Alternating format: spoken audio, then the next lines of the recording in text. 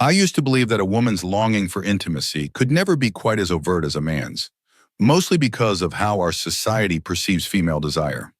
A man can freely admit that he can't live without his wife, and no one thinks it odd. But if a woman dares to say, "My life is unbearable without my husband," she risks being judged. People assume she's shameless or lacking moral character, as if her need for affection makes her indecent. It's unfair, but it's how things are, and it was precisely what happened to me. I felt suffocated by my loneliness, but I couldn't openly tell anyone that being without my husband was a kind of torture. Had I confessed it, I'm sure the rumor mill would have started turning, labeling me as some immoral woman with no self-control. So I swallowed my words and tried to live with my restlessness day by day. I was 24 when I got married, and to say I was full of hopes would be an understatement. My husband, Dilshad, worked in Turkey. He had returned home just for our wedding, carrying so many promises. We had the usual big celebrations, the dolky nights, the wedding hall, the photos. I clung to all the excitement like it was the beginning of a beautiful shared life. But after only a short time, some days, really, my new husband had to return to his job overseas. Suddenly, my world changed from newlywed bliss to solitary confinement. At first, I tried to keep myself busy, telling myself it was just a temporary phase. I reminded myself that many women endure long-distance marriages. But as the days dragged on, so did the ache in my chest. My mother-in-law lived with me in that big, empty house. Initially, I thought that would help me feel less isolated. But to my surprise, her presence only amplified my sense of loneliness. She was stern, old-fashioned, and deeply suspicious of anything she considered inappropriate behavior. If I put on a colorful dress or wore bright lipstick just to lift my mood, she would glare at me and ask, "Who are you dressing up for? Your husband isn't even here." She'd remind me constantly that I was a bride whose groom was thousands of miles away, as though my entire identity was now locked in that single statement, alone, without him. If that wasn't enough, she demanded that I cater to her every need. She would ask me to bring her tea, cook her elaborate meals, and do all the cleaning, even if I was feeling unwell or depressed. I remember once putting on a bit of lipstick just to feel a spark of life. I was so tired of seeing my reflection look pale and lifeless. Immediately, my mother-in-law gave me a sour look and demanded to know if I was planning to run out and meet someone. That stung badly. Couldn't I, as a lonely wife, miss my husband and try to brighten my day with a bit of color? Her watchful eyes never granted me peace. So ironically, her departure ended up giving me more peace of mind, even though it also heightened my longing for my husband. The reason she left was that my married sister-in-law, my husband's older sister, had taken a fall, injuring her leg. My mother-in-law rushed off to care for her in another city. Without her in the house, I finally had physical freedom. I could walk from room to room without feeling a pair of critical eyes on my back. But that same emptiness also magnified my awareness that I was completely alone. With no mother-in-law around, I realized just how painfully I missed Dilshad. It was one thing to do chores all day under her constant criticisms. I had no time to think about my own heartache. But once she was gone, the walls felt bigger, the hallways more silent. I would wander aimlessly, touching the furniture, flicking through TV channels but never settling. At night, I'd lie awake for hours, my body tense, longing for a warmth that wasn't there. Every inch of me felt that emptiness. My mind roamed places I didn't want it to go, imagining him next to me or replaying the week we spent as true newlyweds. I felt half of me was missing. I tried talking to Dilshad about it whenever I could, usually through late-night phone calls or short video chats, though the time zones never aligned nicely. I'd tell him in quivering tones how lonely I was, how I felt like a wilted flower without sunshine. He did understand to some degree. His voice softened with empathy, and he admitted he wanted to come back. But each time he'd remind me of the harsh reality that he was our breadwinner. He had to earn money in Turkey. He had to send funds not only to me, but also to his mother for her medical expenses, as well as to his sister, whose family apparently needed help. He'd say, "Please bear with me. I know it's tough, but if I leave this job, we'll all suffer. Just be strong a bit longer." I too believe that men have responsibilities, that we couldn't ignore finances. But it didn't ease my longing. Sometimes in a fit of frustration, I'd take a risk. I'd video call him in the dark hours, wearing nothing but a nightdress. Or I'd even show him how desperate I was by revealing more than I usually would. I wanted to spark his desire enough that he'd buy a plane ticket on impulse and come home. But it never worked. He'd be flustered, possibly aroused, but after a moment he'd murmur the same disclaimers. I can't just walk away from my job. Plane tickets are expensive. I have responsibilities. My seduction always ended with me feeling even more hollow. One day I fell ill from sheer exhaustion and stress. Tossing and turning every night had drained me physically. I felt feverish, my body weak, my mind dizzy. I called Dilshad, letting out all my pent-up anger. I demanded he return, or at least come for a visit. He fell silent, ignoring that specific plea. Instead, he suggested, "Maybe you should hire some help. You're alone in that big house, running yourself ragged with chores." Of course, that did nothing to mend my broken heart, but it was a practical idea. Perhaps having a helper would lighten the load, give me something else to focus on besides my unfulfilled desires. And money was not an issue, since Dilshad faithfully sent enough to keep me comfortable. I mentioned the idea to a friend who promptly told me she had the perfect candidate, a young man named Kamran who was married and needed work badly. My friend explained that this would be an ideal situation. His wife would be with him, so I wouldn't have the discomfort of a strange man living alone in my house. And with the wife's presence, I would presumably have some company, lessening my solitude. Dilshad also approved. "Yes, that sounds fine," he told me. "I'd rather you not be overwhelmed or fall sick again. If the couple can handle household chores, why not?" So I hired Kamran and his wife, Sadia. They arrived with a meager set of belongings, looking grateful just to have a shelter and a steady job. I gave them a small room near the back of the house near the kitchen, which used to serve as a storage space. My first impressions were that Kamran was tall and hardworking. Sadia was petite, sweet-faced with a quiet voice. I remember eyeing them with curiosity. So this was the couple who'd live under my roof. I felt a small flutter of relief. Maybe with them around, I wouldn't lie awake every night feeling like the walls were closing in on me. But as the days passed, something odd began to stir within me. Kamran and Sadia were clearly in love. They shared jokes, teasing each other throughout the day, even while doing mundane tasks like washing dishes or sweeping floors. Often I'd see Kamran call out, "Sadia, where'd you put the broom?" in a lighthearted tone, and she would giggle back, "If you put your mind to it, maybe you'd figure it out. Oh, dear husband." Their voices carried that warmth I so desperately missed. Occasionally, they'd retreat to their little room, and I'd hear hushed laughter or see them step out, arms around each other's waists. It shouldn't have bothered me. They were just newly married themselves, I assumed, enjoying each other's company. But I was 24, alone, craving intimacy, and the sight of this affectionate couple reminded me of everything I lacked. When I saw them exchanging glances or whispering inside jokes, my chest tightened with envy. Sadia would come out of their room with a luminous smile on her face, and I'd think, she's glowing in the aftermath of being with her husband. And here I am, a mistress of this house, but with no one to hold me at night. My frustration grew sharper. At night, I'd lie awake, torn between shame and jealousy. Part of me knew it was irrational to resent them. After all, they had done nothing wrong. They were just living their married life.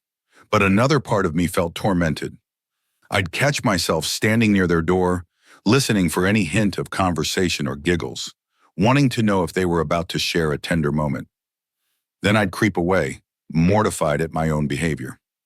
I tried confiding in Dilshad again, begging him to come back sooner. I even threatened that I might lose my mind if he didn't.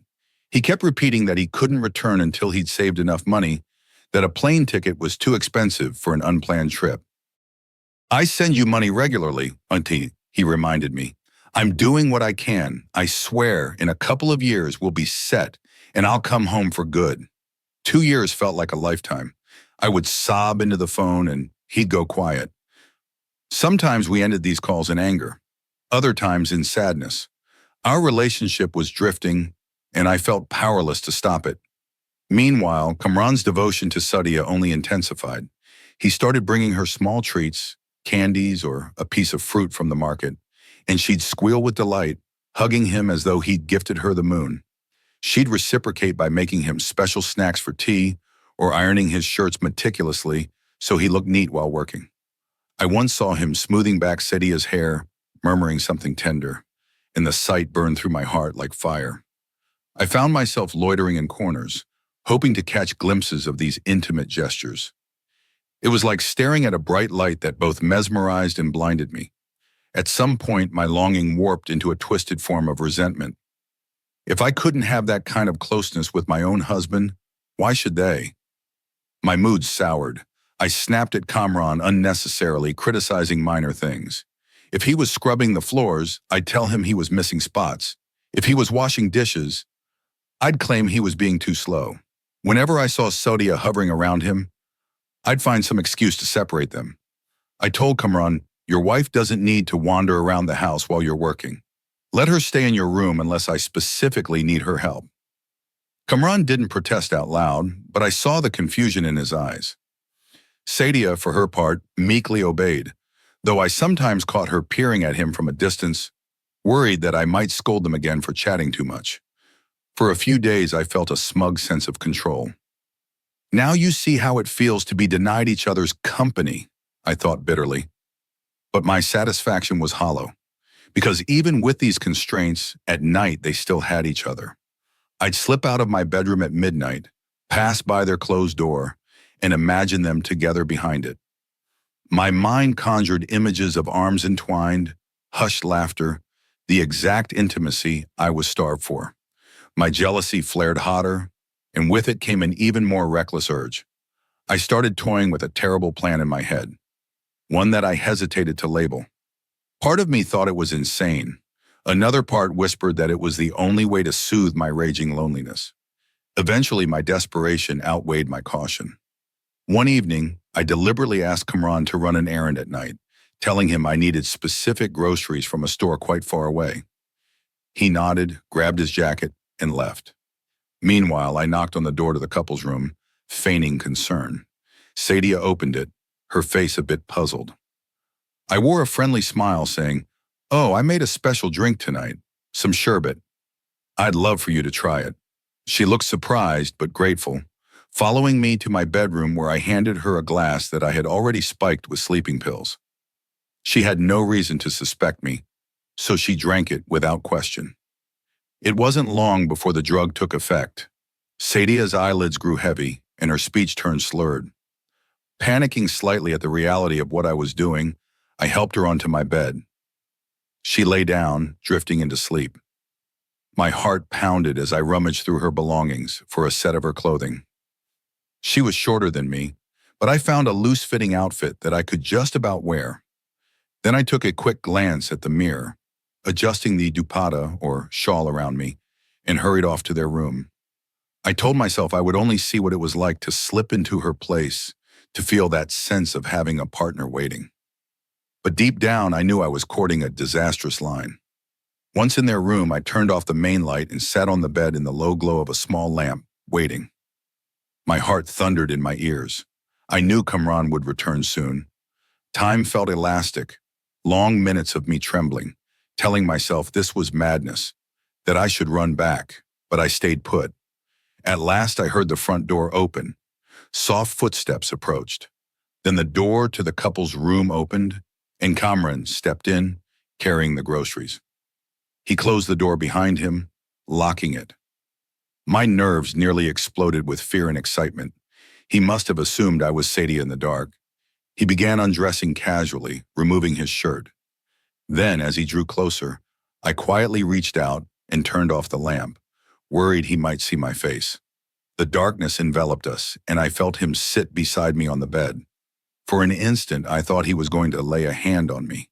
My mind swirled with contradictory feelings, guilt, desire, panic. But then something happened.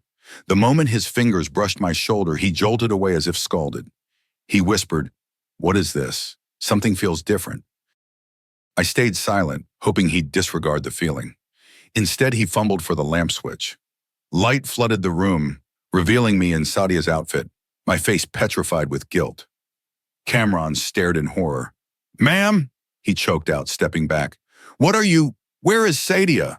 His eyes were wild, scanning me for answers. I panicked, searching for some excuse. "Your wife fainted in my bedroom," I stammered. "I came to find you, but you locked the door behind you so quickly." I tried to explain, but "I'm just sitting here, waiting for us to go help her." My words tumbled out, barely coherent, but Cameron wasn't convinced. "Then why were you so quiet? Why did you blow out the lamp the second I came in? It doesn't make sense." He sniffed the air. "And this perfume, it isn't what my wife wears. You're wearing something else."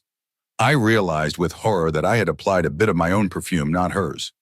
My entire plan was unraveling by the second. Gritting my teeth, I tried to appear indignant. "We're wasting time. Let's go see your wife," I barked, acting as though he was the one causing a delay. He eyed me with intense suspicion, but he unlocked the door. I rushed out first, stepping into the hallway, only to freeze at the sight waiting for me. My husband, Dilshad, was standing there, along with my mother-in-law. My blood went cold. Clearly, they had arrived home unannounced. Maybe had let themselves in quietly, hearing voices from within. Perhaps the sound of the lock turning or the sudden hush had alerted them. I stood there, dressed in Sadia's clothes, stepping out of the servant's bedroom with Kamran right behind me. My husband's face was a storm of confusion and rage. "What on earth is this?" he hissed.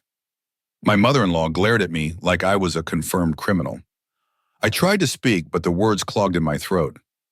Kamran was equally stunned, mouth agape. Finally, Dilshad demanded, "Explain yourself. Why were you in this room with the door locked? Weren't you the one who insisted this man was married and would be safe to have around? Where is his wife? And why are you dressed like this?" My heart pounded so violently I thought I might pass out. I stammered that Sadia had fainted in my bedroom, that I was just retrieving Kamran, and that the locked door was a misunderstanding. But the expression on my husband's face showed no belief. He snorted, "Don't insult my intelligence. My mother warned me about you. She said you're too vain, always dressing up even without me here. Now I find you sneaking around in the night?" His accusations were like daggers. I wanted to defend myself, but how? I was indeed in the wrong, no matter how I twisted the story. Panicking, I said, "Let's just check on Sadia, please." Kamran, regaining some composure, bolted toward my bedroom with me and my husband following. We found Sadia lying unconscious on my bed, an empty glass on the side table. Kamran tried to wake her. Eventually, she stirred, looking drowsy and confused. When she saw me and the others, she gasped. "Ma'am gave me this drink," she muttered, her head spinning. "I don't know what happened. I felt dizzy." That was all my husband needed to hear. He grabbed my arm roughly. "You drugged her! Why? You filthy!" He broke off, and with a sudden burst of fury, he slapped me. I stumbled, more from shock than force. In that instant, I felt my world collapsing. Everything I had feared was happening, and I had brought it on myself. My mother-in-law looked on with a grim satisfaction, as though her suspicions were finally validated. Meanwhile, Kamran and Sadia stared at me in horror and revulsion. My husband pointed at Kamran. "You, get out of my house. You too," he told Sadia. "Pack your things and leave right now." Kamran shook his head, wanting to speak, but my husband wouldn't hear it. "Don't utter a word. I don't need anything from you," he barked. Then his gaze fell on me. "And you're going to your parents' home. I can't believe you stooped to this." He stalked away, presumably to gather my belongings. Everything was a blur after that. Within the hour, Kamran and Sadia, still shaken, had left the premises, taking only what they could carry. They gave me a last, wounded glance, as though I'd betrayed their trust. Then my husband tossed my suitcase at me, hissing that I should be thankful he didn't throw me out on the street. I wanted to beg him to believe that nothing actually happened, that I never actually slept with Kamran, but he was beyond listening. I realized I'd made a grave mistake. I had risked crossing a line from which there was no easy return. My mother-in-law stood there, arms folded, watching with a cold expression, as I left for my parents' house. That night, I cried until my eyes ached. My parents were confused. trying to piece together how I'd ended up being kicked out so abruptly. I only shared half-truths. I didn't confess that I'd disguised myself as Kamran's wife in a moment of madness. I claimed a misunderstanding had led Dilshad to believe the worst. My mother frowned, suspecting more than I admitted. She knew I'd been lonely to the point of losing my senses. "You did always complain about how you envied your brother and his wife for being so close," she remarked. "I guess your desperation got the better of you somehow. Did you do something rash?" I couldn't meet her eyes. "I didn't do anything," I whispered, burying my face in a cushion. She sighed, likely unconvinced, but I was too exhausted to argue. A deep despair took hold of me. It felt like my life was in ruins. My husband believed I was unfaithful. My mother-in-law had never liked me. Kamran and Sadia were out on the street because of me, and I hadn't even found the relief I sought. All I had was shame and regret. Days blurred. I barely ate, confining myself to bed. My mother fussed over me, but I was inconsolable. I was haunted by the knowledge that if my husband had arrived just a few minutes later, I might have successfully deceived Kamran into a night of intimacy, and that would have been a grievous sin. In that sense, maybe God had intervened to spare me from the ultimate wrongdoing. But the price was still devastating. My reputation in my husband's eyes was shattered. Each time I closed my eyes, I saw Dilshad's furious face. I saw the way he'd slap me. Despite my wrongdoing, the memory still burned. I found it cruel, though maybe I deserved his rage. Then I would picture Kamran's shocked expression. I felt nauseated by how far I'd gone to quell my desires. It was as if I'd become a stranger to myself. Where had the hopeful newlywed gone? The one who believed in loyalty and love? Eventually, that despair pushed me to a moment of extreme weakness. I hurt myself, slitting my wrist in an attempt to escape the crushing guilt. I still don't fully recall the act, only that I was consumed by a darkness that told me my life had no value. My mother found me, unconscious and bleeding. She rushed me to the hospital, crying hysterically.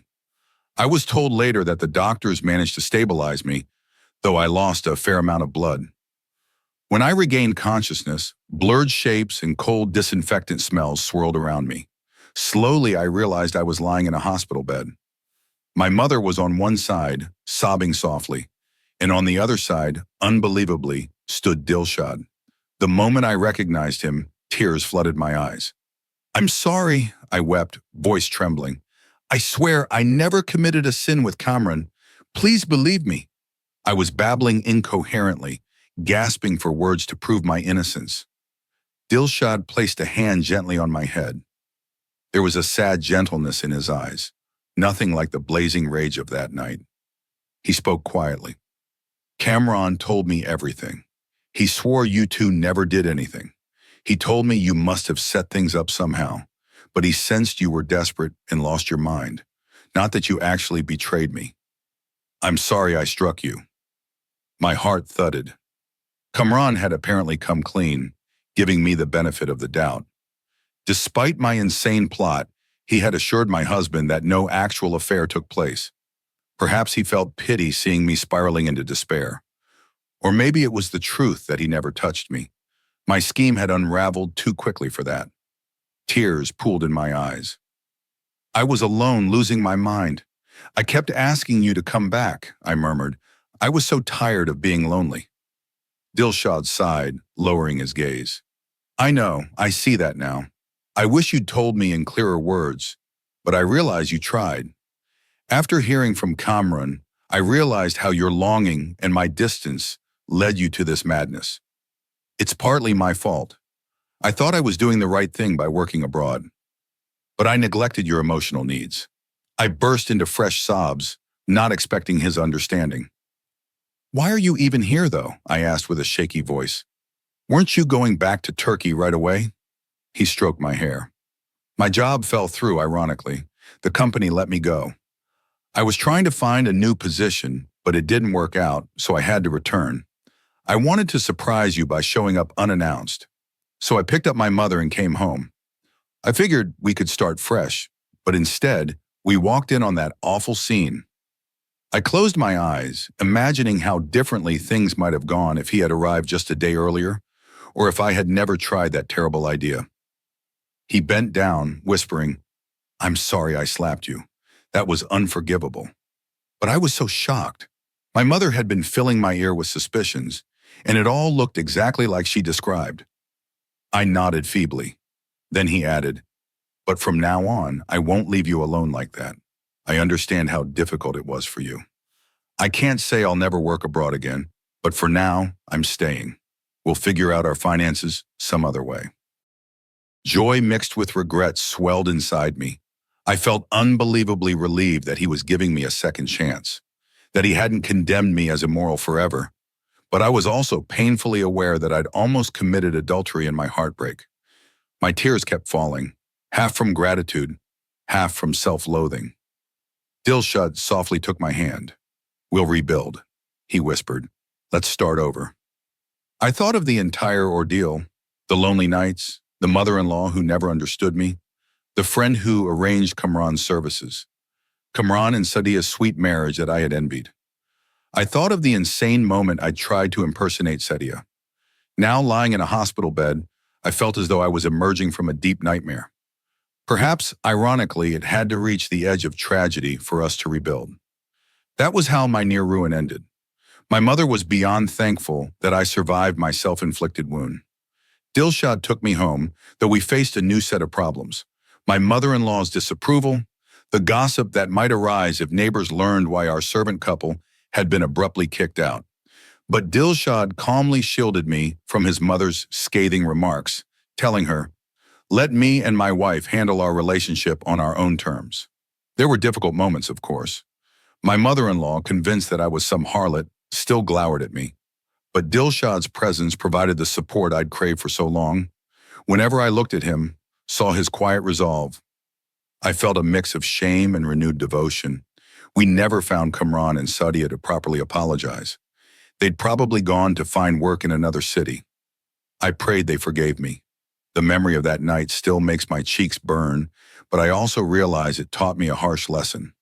Letting my desires control me, letting jealousy devour me, leads to nothing but humiliation and regret.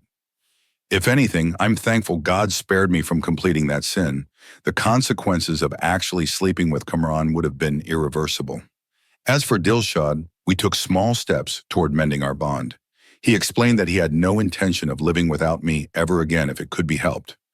I told him I would be honest about my emotional needs, so that we'd never again let distance fester into desperation. We even planned a small honeymoon trip, something we never got to do. And though it wasn't the lavish adventure I once dreamed of, it gave us a chance to see each other in a different, gentler light. Sometimes, lying beside him at night, I recall the sorrow of those endless days when he was a envy rule our hearts. My mother occasionally asked if I told Dilshad the full truth of how I ended up in Kamran's room. I always say, "He knows enough. He knows nothing actually happened."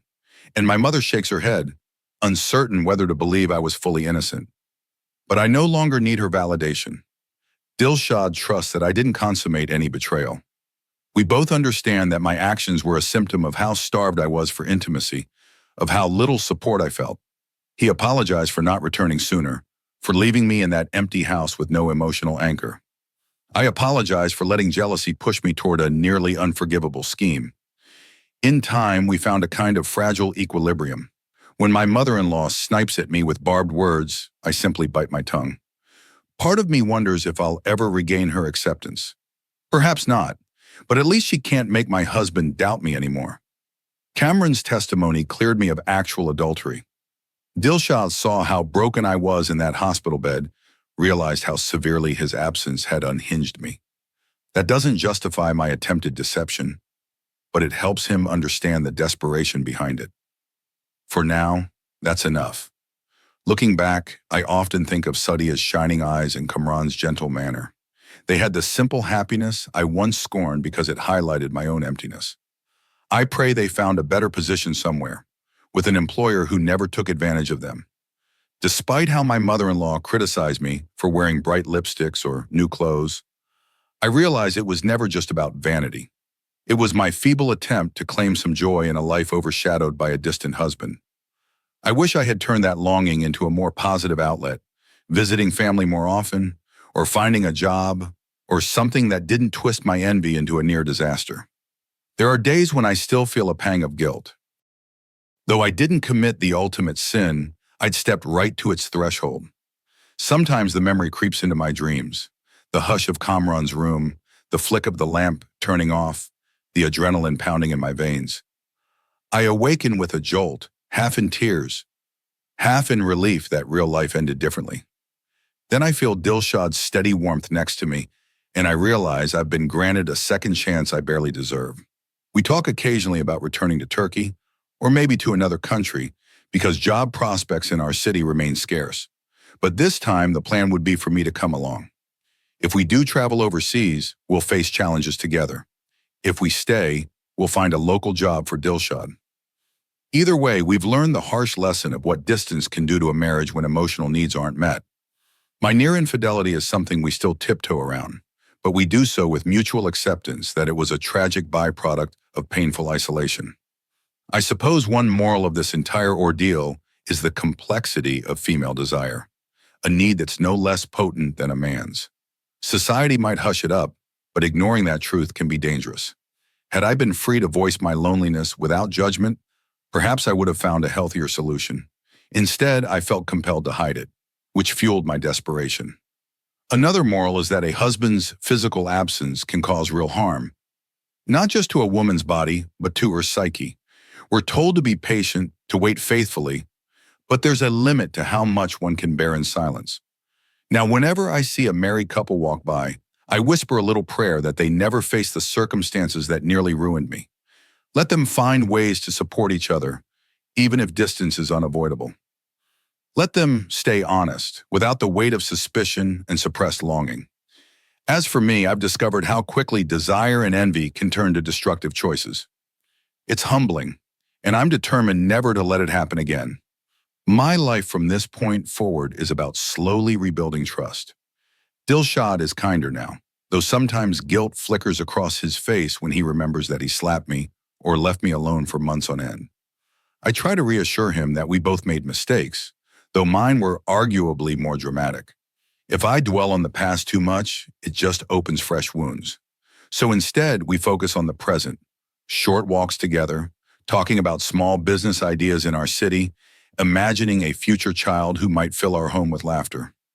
My mother-in-law remains in the background, never fully warm, but at least not overtly meddling now that Dilshad is physically present. She occasionally complains that I got away with my transgression, but Dilshad ignores her. He says only God can judge us truly. We can't change her mind, so we leave her to stew. My father-in-law passed away years ago, so there's no paternal figure to moderate. We simply coexist, careful not to spark new conflicts. Sometimes she mutters that I don't deserve a second chance. I quietly remind myself that only Dilshad's opinion truly matters for our marriage. That's the arrangement we've settled into. Though I live in relative stability now, I'll never forget the taste of near catastrophe. Late at night, I occasionally recall the shame I felt when I realized my plan with Kamran had been foiled, and how quickly I fell from that precarious scheme into the harsh consequences.